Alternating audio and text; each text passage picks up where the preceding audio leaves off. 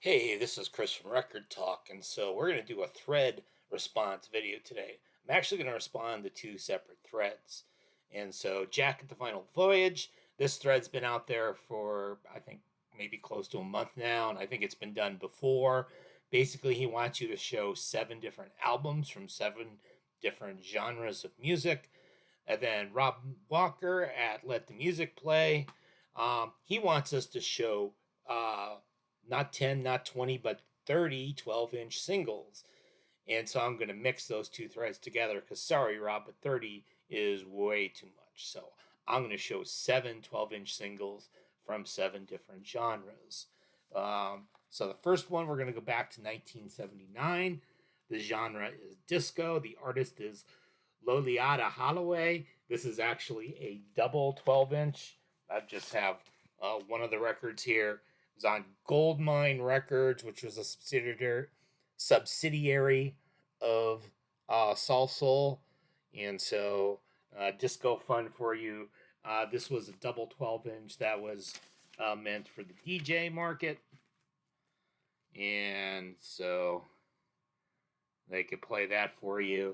Um, then, of course, the 80s was probably the heyday of the 12-inch single. And so we're going to go for some synth pop. And so, of course, we've got Depeche Mode. Nice floppy cover. This is Blasphemous Rumors. And it's got several songs on the other side. And this is on Mute Records. I believe this is a British pressing of it. So we like synth pop. We like Depeche Mode. Then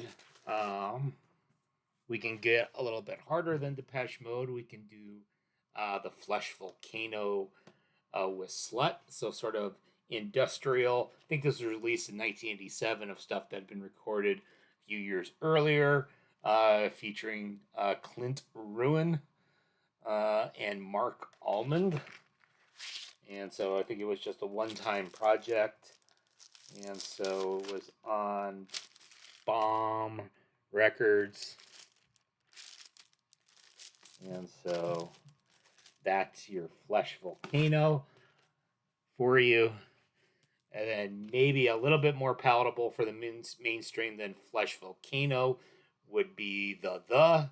And so we've got The with Infected, with good old Matt Johnson.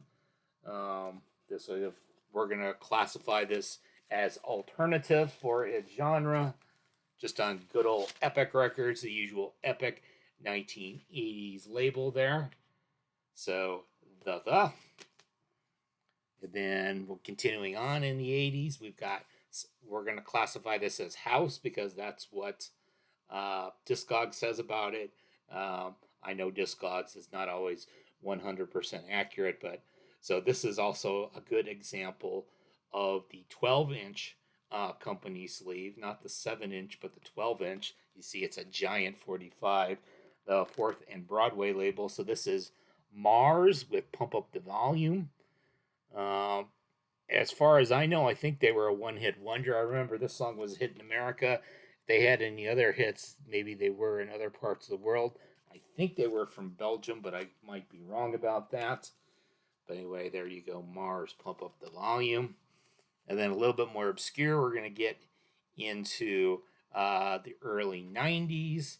By the early 90s, we were starting to put these things on CD maxi singles.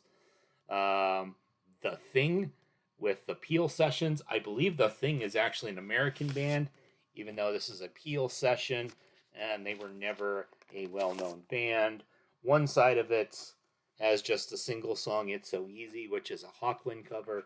So they're sort of, I'm going to classify them as a psych band for the purposes of this. And so they were notable enough to have, I think this was the only Peel session they ever did with John Peel. So there you go. And finally, maybe a good sign that maybe 12-inch singles had kind of come and gone is in 1992. We have Suzanne Vega getting into the act. The song Blood Makes Noise. I'm going to classify this as folk rock, even though I know she was doing a little bit, she was doing some electronic stuff at that time period as well. It wasn't just strum an acoustic guitar and sing Luca anymore. This was a promo on the A&M label, so not your most well known of your Susan Vega records, but there you go. You've got 7 12-inch records, 7 different genres to sort of half satisfy the two threads.